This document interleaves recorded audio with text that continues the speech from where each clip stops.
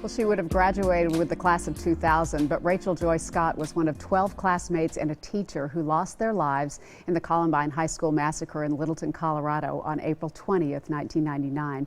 Since that time, Rachel's mother has learned some amazing facts about the moments before her daughter's death when she spoke to her killers about her faith.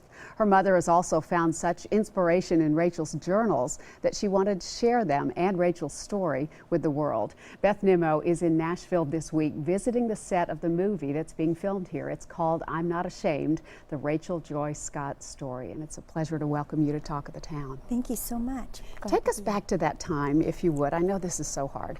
But how did you learn what was happening in those moments before Rachel's tragic death? It was just a phone call from my daughter saying there's a shooting. I'm going to go get the kids and take them home. I had two children there, Craig and Rachel. And so didn't think too much about it, except she said, Mom, turn on the news, because I was at work. And so I did, and realized the impact and the enormous event that was happening there.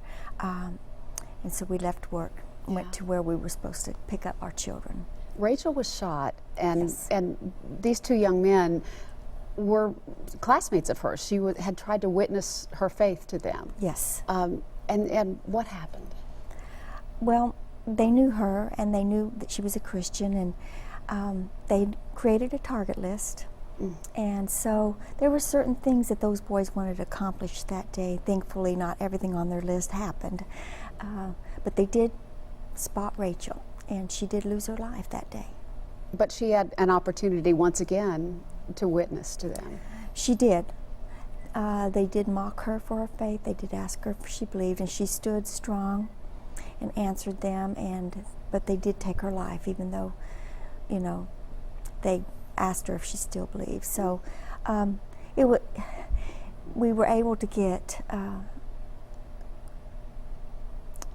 the account of that from the young man that was with her at that time. He lived. They were both wounded. Yes. Yeah, and then she later died. Yeah. I'm so sorry.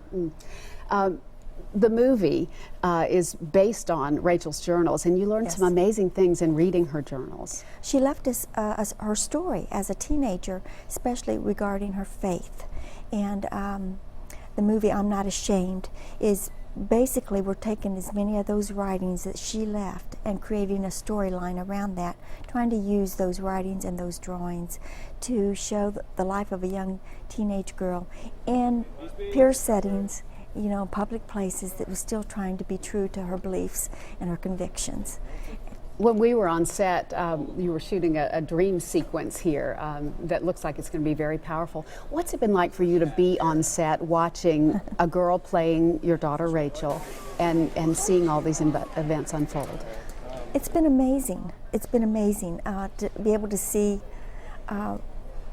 Sometimes I feel like it's Rachel playing, you know, and the little girl that's got this part, she's wonderful, and she's very much like Rachel in so many areas, and so it's like getting a little bit of Rachel back. It's been quite sweet.